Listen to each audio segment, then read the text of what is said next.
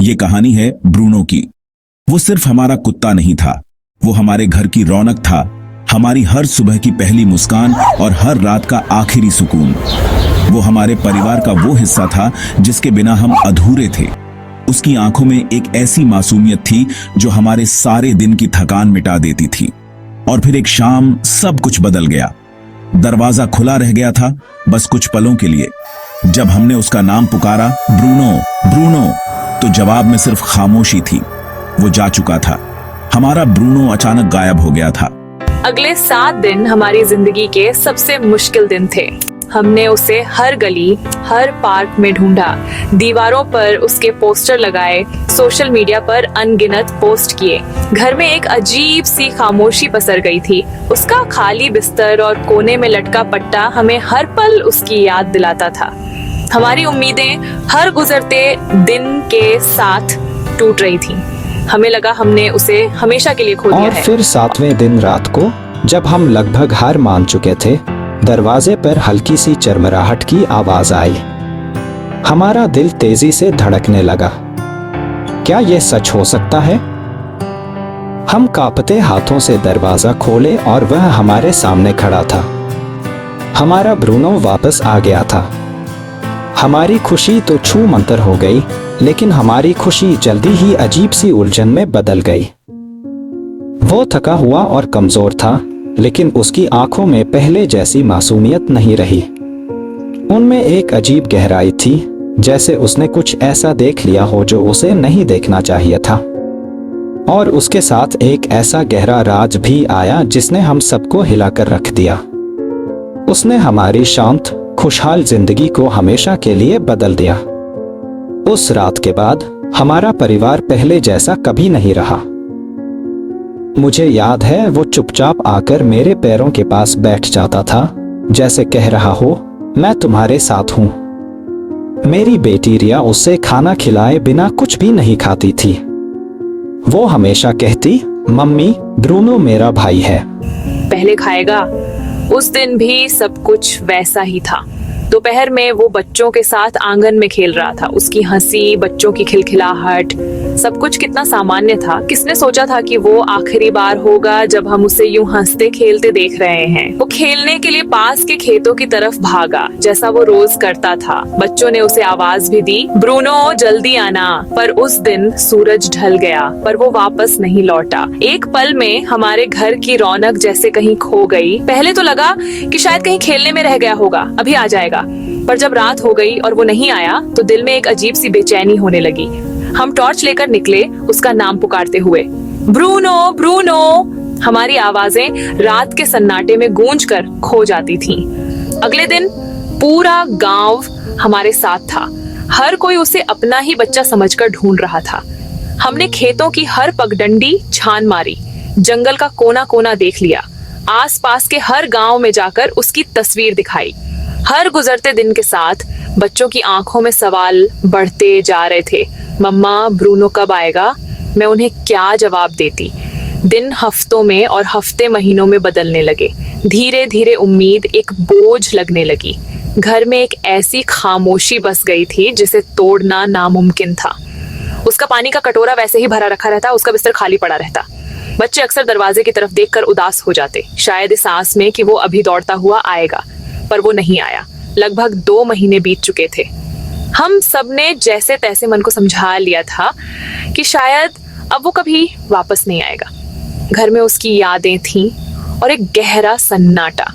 फिर एक रात जब पूरा गांव सो रहा था, हमारे आंगन से एक अजीब सी आवाज आई, हल्की सी, जैसे कोई सूखी पत्तियों पर चल रहा हो। और फिर दरवाजे पर एक हल्की सी खरोंच।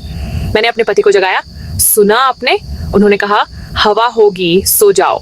पर मुझे पता था वो हवा नहीं थी। अगली रात वो आवाज फिर आई, इस बार थोड़ी और साफ, किसी के सिसकने जैसी, किसी के दर्द में कराहने जैसी। हम दोनों उठकर बैठ गए। एक दूसरे की आंखों में डर साफ दिख रहा था। हर रात वो आवाजें और भी भयानक और साफ होती जाती। हमारे दिल में डर बैठ गया था। क्या कोई जंगली जानवर है या कोई और खतरा? लेकिन उस डर के साथ साथ दिल के किसी कोने में एक पागल सी उम्मीद भी जन्म ले रही थी। एक ऐसी उम्मीद जिसे हम जाहिर करने से भी डरते थे। क्या ये हो सकता है क्या ये ब्रूनो हो सकता है जो रास्ता भटक गया हो और अब वापस आने की कोशिश कर रहा हो? 7 दिन बाद वो लौटा, लेकिन उसकी आंखों में डर और जल्दीबाजी थी। डर के बावजूद अर्जुन ने उसका पीछा किया। ब्रूनो हमें जंगल के अंदर और भी गहराई तक ले गया। हर कदम के साथ सूरज की रोशनी घने पत्तों के पीछे छिपती जा रही थी और जंगल का सन्नाटा अब डरावना लगने लगा था। चिड़ियों की चहचहाहट बंद हो चुकी थी। सिर्फ हमारे कदमों और हांफती सांसों की आवाज थी। ब्रूनो बार बार पीछे मुड़कर देखता। उसकी आंखों में एक अजीब सी बेचैनी थी। वो अधीर होकर एक हल्की सी आवाज निकालता, जैसे कह रहा हो, जल्दी चलो, हमारे पास ज्यादा वक्त नहीं है। हम कई दिनों की खोज से शारीरिक और मानसिक रूप से पूरी तरह टूट चुके थे। हमारी उम्मीदें लगभग दम तोड़ चुकी थीं, लेकिन उस छोटे से कुत्ते की जिद ने हमें एक आखिरी बार कोशिश करने पर मजबूर कर दिया था। रास्ता घना और मुश्किल होता जा रहा था। कांटेदार झाड़ियां हमारे कपड़ों को फाड़ रही थीं। हमारे मन में डर और उत्सुकता का तूफान उठा हुआ था। क्या हम एक जानवर पर इतना भरोसा करके सही कर रहे थे, या यह सिर्फ एक और झूठी उम्मीद थी? घंटों की इस अंतहीन दौड़ के बाद अचानक ब्रूनो एक घनी, लगभग अभेद्य झाड़ी के पास रुक गया। वो सन्नाटा उसकी भाग दौड़ के बाद कानों को चुभ रहा था। उसने जमीन को गहराई से सूंघा, फिर अपने पंजों से बेचैनी से जमीन खुरचने लगा। फिर उसने हमारी तरफ देखा और बहुत धीरे से भौंका। ये कोई गुस्से वाला या खतरे का भौंकना नहीं था। ये एक पुकार थी, एक निवेदन था, एक ऐसी भाषा जिसे हम सब उस पल समझ गए थे। उसकी आवाज में चिंता और एक अजीब सी कोमलता साफ झलक रही थी। हम एक दूसरे को देखने लगे। हमारे दिलों की धड़कनें तेज हो गई थीं। हमें नहीं पता था कि वो हमें कहाँ ले जा रहा है, पर उसकी आंखों की सच्चाई देखकर हम बस उसके पीछे चलते रहे। इस झाड़ी के पीछे क्या हो सकता था? कोई जंगली जानवर, या वो चमत्कार जिसकी हम 7 दिनों से प्रार्थना कर रहे थे? एक पल की हिचकिचाहट के बाद हमारे में से एक ने कांपते हाथों से झाड़ियों की टहनियों को हटाना शुरू किया। टहनियां आपस में उलझी हुई थीं, जैसे वो किसी राज को छिपा रही हो। हर एक पत्ती के हटने के साथ हमारा दिल और जोर से धड़क रहा था। और फिर जब हमने टहनियों को हटाया तो हमारी सांसें थम गईं। सामने जो नजारा था उसने हम सबको अंदर तक हिलाकर रख दिया। झाड़ियों के पीछे एक छोटी सी खुली जगह थी, जैसे प्रकृति ने खुद उसे महफूज रखा हो। और वहां सूखे पत्तों के एक नरम बिस्तर पर एक छोटा बच्चा लेटा हुआ था। वही बच्चा जिसकी हंसती हुई तस्वीर पूरे शहर में लगी थी। वो बहुत कमजोर था, उसकी आंखें बंद थीं और चेहरा पीला पड़ चुका था, लेकिन वो जिंदा था। उसकी छोटी सी छाती बहुत धीरे धीरे ऊपर नीचे हो रही थी। किसी के मुंह से एक दबी हुई सिसकी निकली, किसी की आंखों से राहत के आंसू बह निकले। ये एक चमत्कार था, एक जीता जागता चमत्कार। और उस चमत्कार के ठीक बगल में एक वफादार रक्षक की तरह, एक चट्टान की तरह अडिग बैठा था ब्रूनो। उसकी आंखें उस बच्चे पर टिकी थीं, जैसे वो दुनिया की हर बुरी चीज से उसे बचा रहा हो। जब हमने बच्चे को उठाने के लिए हाथ बढ़ाया तो ब्रूनो ने धीरे से गुर्राकर हमें चेतावनी दी, जब तक कि उसने हमारे इरादों को समझ नहीं लिया और बच्चे की माँ की आवाजें नहीं पहचान ली। तब जाकर वो थोड़ा पीछे हटा, लेकिन उसकी नजरें एक पल के लिए भी बच्चे से नहीं हटी।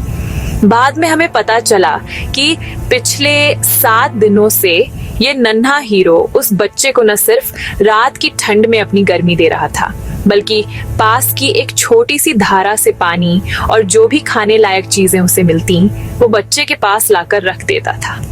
उसने बच्चे को एक पल के लिए भी अकेला नहीं छोड़ा। वो सिर्फ एक कुत्ता नहीं बल्कि एक फरिश्ता था, जिसे शायद भगवान ने ही इस मासूम जान को बचाने के लिए भेजा था। ब्रूनो ने हमें सिखाया कि वफादारी और प्यार किसी भाषा या प्रजाति के मोहताज नहीं होते। वो एक हीरो था, एक सच्चा हीरो।